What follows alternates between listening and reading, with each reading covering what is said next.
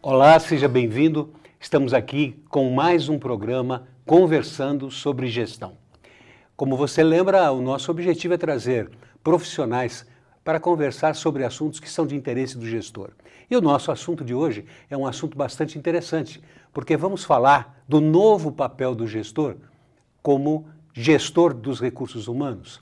E para isso convidamos um especialista no assunto, o professor Andres Pintor, que é professor universitário há 14 anos, gerente de RH, consultor empresarial, formado em psicologia, psicólogo com pós-graduação em RH e mestrando em governança corporativa e 20 anos atuando na área de gestão e na área de consultoria do RH. Professor, muito obrigado pela sua presença e vamos explorá-lo um pouquinho aqui. Bom dia, eu que agradeço aqui estarmos juntos. Então tá bem. Bom, até pouco tempo atrás, professor, o setor de RH nas empresas era normalmente o responsável por gerenciar estrategicamente os recursos humanos. Mas hoje parece que as coisas estão mudando um pouco. A responsabilidade do gestor no que diz respeito à administração dos recursos humanos parece que é muito maior hoje. É isso mesmo? O gestor hoje é o grande responsável por esse gerenciamento? Sim, se formos pensar modelos de recursos humanos, de estrutura de recursos humanos, ainda existem diversos. Mas cada vez mais o gestor está sendo responsável por assumir até as atividades e as funções do RH. Seleção, treinamento, avaliação dos seus subordinados, a motivação deles. Todos os aspectos que tangem as pessoas está passando cada vez mais para o gestor. E isso é uma tendência ou isso, digamos assim, algo definitivo? Quer dizer, não tem volta mais? Isso vai ser desse jeito mesmo no futuro? Não podemos dizer o futuro com certeza, mas cada vez mais isso está sendo necessário. O mundo, hoje, ele passa por um processo de mudança muito rápida. As mudanças acontecem, como sempre aconteceram as mudanças, mas hoje numa velocidade muito maior.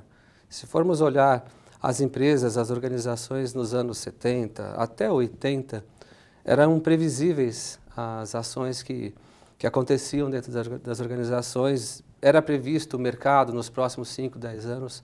Hoje sabemos que cada vez mais a empresa ela se vê frente a um cenário de mudança rápida. O pensamento das pessoas gera mudança rápida. A cultura das pessoas assumem novas posturas rapidamente. A informação trouxe isso, né? A divulgação, as redes trouxeram essa mudança. Em função disso, o que acontece? O RH ele precisa atuar dentro das áreas, dar o apoio para essas áreas, num dia, e no dia seguinte já mudou o perfil. Mudou o cliente, mudou a estratégia da empresa e o RH ele acaba perdendo essa possibilidade de agir rapidamente. Quem é que está lá no front? Quem é que está dentro da batalha do dia a dia? Quem é que está buscando o resultado? É o gestor. É o gestor. Por isso que, se o mundo continuar nesse processo de mudanças, não tem volta, então... O gestor vai ter que assumir mesmo isso. Ter que deixar numa posição distante a necessidade de contratação, de treinamento, de seleção. Então, é o gestor que tem que assumir. É o gestor. Agora, e o RH, como é que fica nessa... Né? Porque o RH perde um pouquinho do seu poder, digamos assim, ou não? O ser humano ele vive em busca do poder, mas até amplia-se o poder de recursos humanos.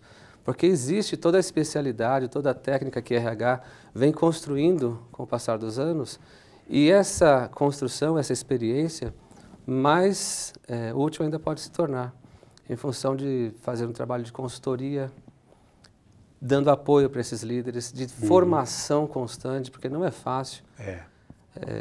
O líder vai ficar... Tem que treiná-los para esse papel, exatamente. Né? Então, o líder não tem que somente cuidar das pessoas. Ele vai ter que dar resultado, vai cuidar da logística, vai cuidar dos processos, dos materiais, da pressão, das decisões.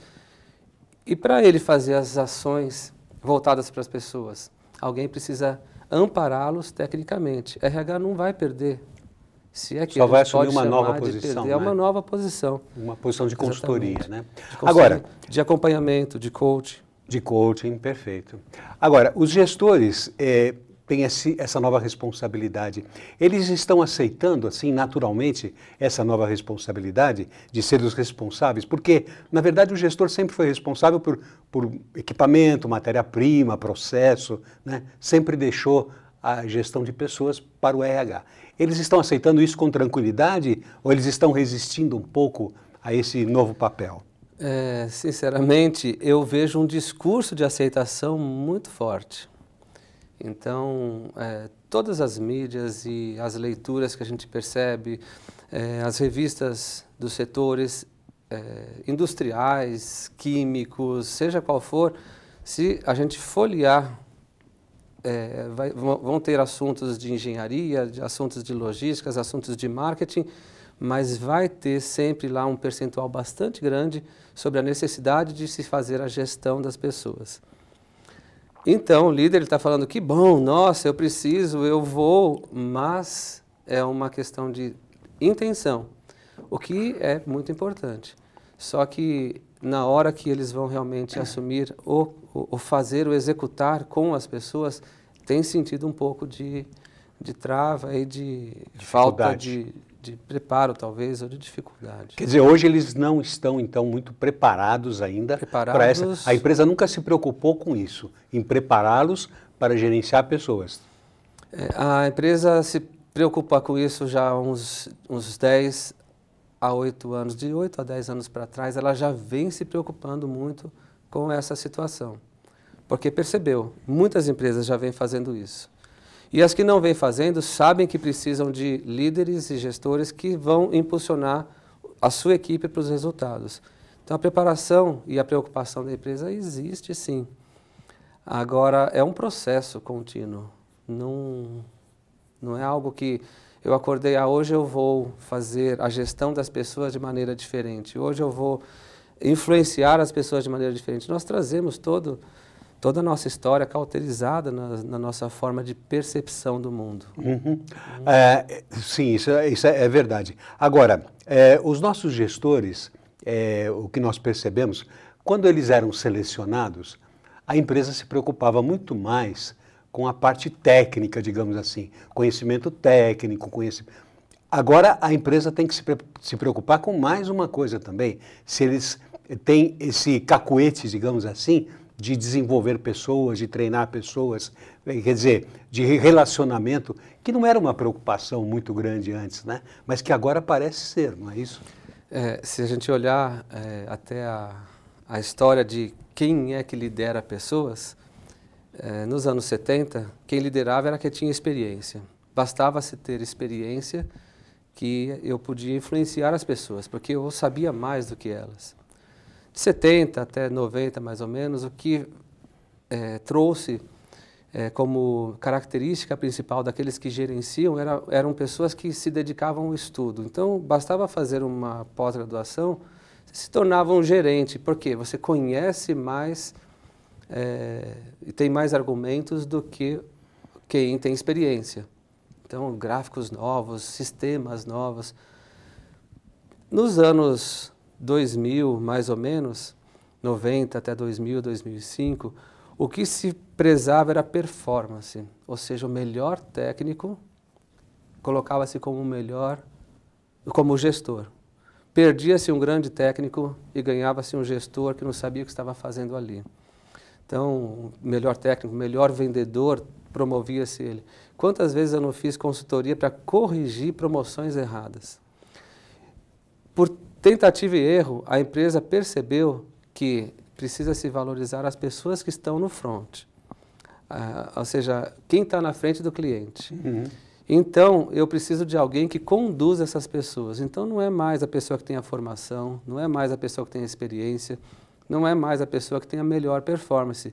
É aquela pessoa que consegue influenciar o outro para trazer os melhores resultados. Então, é melhor eu ter grandes técnicos, grandes especialistas atuando junto do produto final, seja cliente, seja uma atividade interna, né, qual seja, e alguém que esteja influenciando essas pessoas a dar os melhores resultados. Essa capacidade é a que tem sido mais buscada e mais procurada pelas empresas. Alguém que tenha capacidade de influenciar equipes. Porque os resultados hoje são esperados da equipe. E eu tenho percebido, falando nisso, e eu tenho percebido que assim, os gestores antes ouviam uma ideia de um funcionário e levavam como sua ideia. Ainda existe reclamação, como professor, né? Os alunos compartilham, poxa, a gente traz uma ideia e o líder, mas ao mesmo tempo que isso existe esse discurso, outros falam, não, o meu não. O meu já me põe lá no pedestal e fala assim, olha, minha equipe, principalmente o fulano, trouxe essa ideia e a empresa valoriza esse gerente, esse líder de pessoas, porque ele consegue influenciar e trazer o melhor da equipe. Eu fico vendo assim nas empresas, não sei se você compartilha essa ideia, antigamente era mais fácil gerenciar pessoas, isto é, mesmo aqueles gestores que já gerenciavam pessoas, tinham mais facilidade, porque as pessoas eram diferentes, digamos assim, em termos de cultura e tudo mais. De uns tempos para cá surgiu a chamada geração Y, que são esses jovens de 20, 25 anos, que têm características próprias, né? Impulsividade, dificuldade de aceitar o poder, digamos assim, a autoridade do chefe. Então, hoje, me parece, não sei se você concorda, é muito mais complicado você gerenciar pessoas hoje do que era há algum tempo, não é? Por causa dessa geração Y. Eu não posso ser um chefe hoje como eu era há 10 anos atrás. Concorda com essa ideia, não? Olha, eu concordo, mas eu diria que algumas pessoas da geração X, inclusive, estão se transformando em geração Y. Como assim se transformando? Eu não vejo grandes dificuldades em compreender a geração Y, simplesmente pelo fato do que eles têm de diferente. E eu digo que não é estrutura de personalidade, não é estrutura mental, não é estrutura nem familiar, embora tudo isso influencie, por exemplo, a estrutura familiar influencia. Hoje a criação dos pais é diferente, ela é mais distante, os dois trabalham, etc, etc.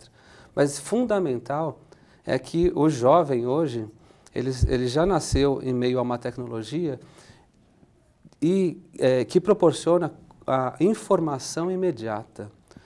E isso é difícil para quem não teve essa formação, como eu, por exemplo, não tive, né? Eu tive a primeira televisão com 7 anos de idade. Né? Minha filha, ela nasceu... Vendo televisão. Sim, lá no hospital, ela tem hoje 7 anos, o primeiro som que ela ouviu, eu acho que foi de alguma televisão. Então, já nasce com a informação, as redes sociais. Então, o que acontece? Geração Y, o fundamental é que eles têm informação. Chega um líder e faz uma promessa para uma pessoa da sua equipe, que é geração Y. Ou traz uma informação. Imediatamente, essa pessoa vai lá no seu celular e confirma se essa informação é verdadeira. Não dá mais para esconder a informação. Então, o que acontece? Ele percebe que aquela informação não é tão verídica assim, em alguns casos, e ele, peraí, estão me enganando? Porque o senso de justiça é o mesmo. Nós precisamos ter respeito e senso de justiça. O que é bom para mim é bom para todos e eu preciso ser tratado com equidade, com equilíbrio dentro da organização. Antes você escondia a informação e ela demorava para aparecer. Dava para se dominar. A pessoa até esquecia, né? A geração Y, eu diria que não é a geração Y, mas a geração da informação, e aí eu e você podemos estar inclusos, se fizermos bom uso disso, é de que ninguém mais vai nos passar para trás. Por isso que alguém fala, olha, o seu salário está excelente, daqui 6 meses, tá bom, eu entro lá no site da empresa, promoções ocorridas durante essa semana. E eu fico sabendo de pessoas que tinham menos de 6 meses e foram promovidas. Por que eu não sou? Então, o seu discurso não é verdadeiro? Seja verdadeiro com as pessoas. É essa dificuldade que a gente tem, enquanto líder, de lidar com as informações que estão disponíveis para todos. Se soubermos fazer isso, eu acho que vai ser muito mais fácil para conduzir as pessoas para o bom caminho. Tá certo. Né, para o melhor resultado. Eu acho que essa é a diferença principal nessa geração. É um conflito porque um sabe das informações e o outro viveu e aprendeu de que elas podem ser manipuladas. Podem ser e escondidas, né? Muitas E vezes. naquela época, não tanto tempo, o dono da informação é quem tinha o poder, né? Hoje em dia a informação está divulgada e esse poder está pulverizado, né? Sim, nas aulas eu falo, olha, tal situação acontece na empresa, a pessoa em 10 segundos, verdade, professor, olha. Então, não dá mais para enganar, são né? 10 segundos, né? A gente está falando de que o gestor precisa se preparar para assumir esse novo papel, né? De ser o gestor de RH. Agora, e o pessoal do RH? Porque você disse que eles também estão assumindo uma nova posição de consultor interno, digamos assim. Esse pessoal está se preparando para essa nova função? O profissional do RH, as universidades, por exemplo, que formam pessoas profissionais da área do RH, elas estão preparando as pessoas para serem consultores internos ou continuam preparando as pessoas para serem profissionais de recrutamento e seleção, de treinamento, isso é, especializados em alguma área? Eu diria que ambas. Por quê? Porque algumas pessoas que a gente encontra dentro da formação na universidade, elas procuram um perfil mais especialista. Então, eu estou falando, por exemplo, das pessoas que procuram o curso de recursos humanos. Então, ali nós damos, dentro das cadeiras de recursos humanos, tanto formações de como fazer seleção, como fazer entrevistas, como dirigir um grupo, como aplicar a avaliação de desempenho, como conhecer a cultura e etc, etc. Porém, também formamos essas pessoas para a compreensão da estratégia. Existem matérias ligadas às matemáticas, ao marketing. Isso pensando no curso de recursos humanos. Sim. Existem outros cursos, como processos gerenciais, que é muito mais amplo. Então, a gestão do processo, a gestão das pessoas, a gestão financeira. Mas eu acredito que a universidade ela tem proporcionado a possibilidade de alguns, e por características próprias, desejarem ser especialistas. Ainda tem espaço para especialistas e eu diria que nunca vai deixar de ter o especialista. Então a pessoa vai ser o selecionador. E muitas vezes ela vai ser o selecionador e vai fazer isso em conjunto com o líder. Sim, entendi. Não tem problema, até porque o líder vai falar assim, por favor, me ajuda. Lógico, ele não vai entender tecnicamente. Eu tenho que viajar amanhã e hoje é o último dia para fazer a entrevista, me ajuda aqui. E ele vai dizer, ok, você já se preparou e vai trazer os instrumentos e vai ajudar realmente, tecnicamente e especificamente. Agora, ao mesmo tempo, a formação estratégica, a compreensão do todo, tem sido uma preocupação nossa. Entendi. Quer dizer, ele vai ser um técnico, mas ao mesmo tempo vai ser um consultor naquela área onde ele é técnico. Então você vai ter o consultor de recrutamento e seleção, o consultor de treinamento, sempre voltado para ajudar o gestor nessa tarefa complicada e difícil, né, de gerenciar o pessoal. E como as empresas têm modelos totalmente diferentes, antes a gente sabia o que era recursos humanos, RH tinha cargos e salários, treinamento, todas as áreas, bem delimitadas. Hoje nós temos um RH que é um departamento pessoal e folha, o restante tudo feito pelos líderes e com uma consultoria dando apoio. Ou você tem ainda um RH com uma estrutura enorme, que é uma vice-diretoria de uma grande corporação que influencia sobre todas as ações ligadas às pessoas, estratégias, internacionalização, com todas as áreas dando apoio para modelos e processos diferentes. Eu preciso entender que o aluno que está na universidade pode atuar em ambas. Em ambas, né? Ambos extremos. Aí precisamos realmente conversar a respeito. Tá certo. Bom, então eu vou selecionar um gestor. Quais são as principais características que eu tenho que ver nesse gestor para saber se ele será um bom, quer dizer, não vou saber, mas para imaginar que ele poderá ser um bom gestor do seu pessoal? Quais as características de um gestor que será um bom gestor de pessoal? Numa entrevista, eu procuro entender o que a pessoa fez na vida. E nessa investigação, eu tento perceber se ele foi capaz de liderar projetos, de liderar processos, se ele teve prazer em fazer isso. Porque para ser um gestor de pessoas, é aquela pessoa que tem capacidade de organização, claro, capacidade de influenciar as pessoas, tem que gostar de gente, mas também precisa ter segurança. Depende, eu vou olhar, claro que a equipe já é madura, eu preciso de um gestor que dê capacidade para essa equipe se desenvolver sozinha. Liberdade. Liberdade. Eu tenho uma outra equipe que é um pouco mais imatura, eu vou pegar um líder influenciador, mas que tenha uma postura de ensino. Então, depende muito, não tem um perfil único. Entendi. Mas, de qualquer forma, um líder que tenha maleabilidade de enfrentar pessoas, enfrentar no sentido de estar junto, né? De acompanhar pessoas, tanto imaturas quanto maduras, e saber lidar com aquela situação. Por isso que, olhando a vida da pessoa, a gente observa que, às vezes, ele foi um grande líder do seu grupo estudantil, né? Ou que ele foi um grande líder na comunidade onde ele atuou, religiosa ou de bairro, e que ele influenciou pessoas para ir plantar árvore. Aquilo teve tanta importância. Qual foi o resultado? Como que ele conseguiu chegar naquela situação de ser escolhido para influenciar?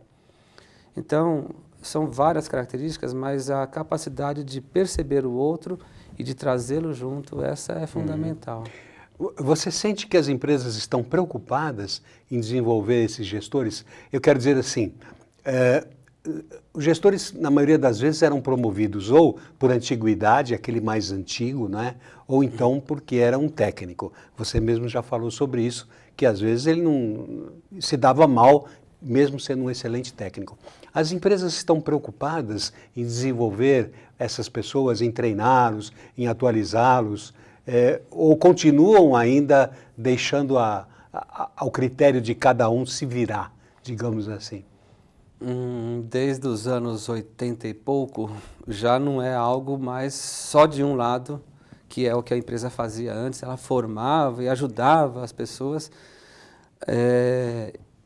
Hoje, cada vez mais, a empresa ela, assim, se preocupa, sim, e dá chances, sim. Mas até o momento que ela não suporta mais, que tem sido bastante rápido, viu?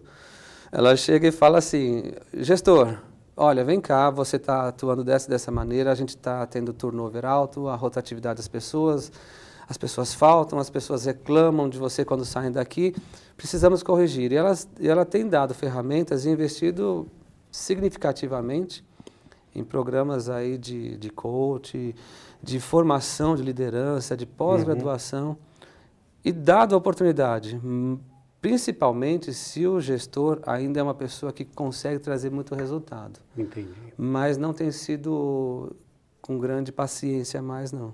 Tenho visto muitos gestores sendo desligados porque tentou uma vez, tentou a segunda, vamos embora, vamos tentar com outra pessoa, né? Porque aquele natural paternalismo que temos na nossa cultura de vamos tentar mais um pouquinho, vamos tentar mais um pouquinho, tem diminuído nas organizações que eu tenho ajudado. Isto é, aquele costume de que a pessoa se aposentava dentro da empresa, independente da qualidade do trabalho ou do resultado que ela trazia para a empresa, isso está acabando, está morrendo. A pessoa se aposenta se ela tiver em crescimento dentro da empresa, né? Aquela que é gestor, tá? Aquela que começou e que está em crescimento. Ela não fica mais 10 anos no mesmo setor. Ela começa a produzir mais e ampliar sua capacidade de dar resultados. A gente percebe que já não é mais constante a permanência no mesmo cargo. Imagina ser gerente de recursos humanos, por exemplo, por 10 anos lá na mesma empresa. Não, você é gerente de recursos humanos, mas agora você cuida também da segurança, agora você cuida também do planejamento, ou seja, os desafios... Ampliando-a. Sim, e se a pessoa não busca isso, a empresa também começa a se preocupar. Se preocupar. Quer dizer, tem que partir dos dois lados esse interesse de crescimento, né? Da empresa para ter uma pessoa que traga resultado. Exatamente. E da própria pessoa para se aperfeiçoar e tudo mais, né? Existe assim, nós temos vários cursos de de MBA, principalmente pós-graduação, não é?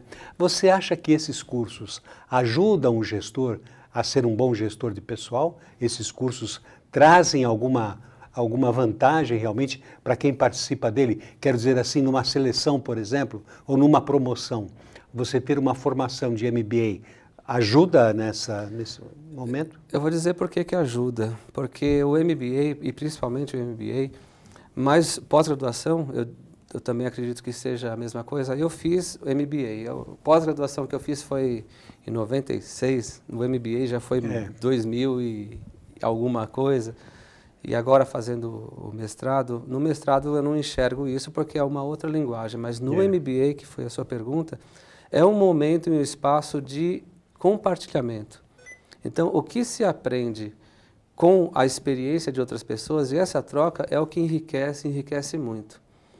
Claro, até tomando por pressuposto de que a pessoa nunca estará bem informada, porque ela estará sempre em formação, como pressuposto, um curso de MBA vai favorecer muito. Eu faço um hoje, se eu fizer outro amanhã, eu vou aprender muito mais coisas, porque serão outras pessoas. Tem uma frase muito interessante que eu guardo, de Eric Hoffer, que fala que no mundo de mudanças, as pessoas que aprendem herdarão a terra. As pessoas que já aprenderam estão extraordinariamente preparadas para um mundo que já não existe mais. Porque já mudou. Então, a mudança é muito rápida. Precisamos manter constante atualização, ou por busca nas informações pessoais, e não são todas as pessoas que têm esta característica de buscar sozinho a informação. Então, cursos onde a pessoa pode se encontrar com outros, essa troca de experiências é enriquecedora. É fundamental, né? E hoje nós temos muitos cursos de pós-graduação e MBA que são feitos através da educação à distância, não é? Porque antigamente existia, assim, alguma dificuldade, locomoção, nem sempre a pessoa estava num local, numa cidade onde existia a possibilidade de participar de cursos, mas hoje, em qualquer lugar do mundo em que ele esteja, se ele tiver um computador, e hoje todo mundo tem um computador, né, acesso ao computador, ele pode participar desses programas de educação à distância que, me parece, são tão eficientes quanto outros programas de maneira geral, os presenciais, né? Eu diria que me parece, porque eu não os conheço particularmente, não venho participando, mas eu converso com pessoas que o fazem. E eles dizem que realmente diminui essa troca, mas dependendo da característica da pessoa, essa troca que é a necessária, ele faz dentro da empresa. Então ele assiste uma aula, faz os exercícios, realiza as suas provas, se encontra uma ou outra vez numa data pré-determinada, porque ele vai estar em constante viagem. Então, até por isso que as pessoas escolhem esses cursos, né? Por falta de possibilidade de estar presente sempre. Determinado 2 vezes por semana, sábados o dia inteiro. Então, ela escolhe isso até porque ela tem essa facilidade. Agora, precisa ter o espaço da discussão, do envolvimento. Normalmente, essas pessoas, elas fazem isso dentro da empresa. E aí elas compartilham, ouvi isso, aprendi sobre, e aí, horários de almoço, precisa ter a troca. Todos os momentos, né? É verdade. Então, eu acho tão excelente quanto, desde que a pessoa realmente faça a construção. Se dedique a isso. Né? E a construção da troca da experiência. Do conhecimento. Do conhecimento. Em resumo, o gestor hoje, qualquer gestor, ele não pode parar de se aperfeiçoar, não pode parar de estudar, tem que continuar com essa preocupação para o resto da vida, não é isso? Quer dizer, as coisas mudam tão rápido, como você colocou, que um pouquinho de tempo que ele fique sem fazer absolutamente nada já pode deixá-lo para trás, né? Ok. É isso. Andres, nós infelizmente estamos chegando ao final aqui da nossa conversa, que foi muito interessante, tenho certeza que o pessoal gostou bastante. Se você quiser deixar aí um contato ou alguma coisa, fique à vontade para a sua despedida também. Ok, agradeço. Prefiro deixar o contato na apresentação, na tela, e as pessoas que quiserem, por favor, podem entrar em contato. Ok, tá, muito obrigado então, obrigado, viu, Andres, pela presença. Foi um prazer para nós também. E assim nós estamos encerrando mais um programa Conversando sobre Gestão. Espero que esse programa tenha sido do agrado de vocês e espero encontrá-lo na nossa próxima entrevista. E muito obrigado pela sua atenção e até a próxima.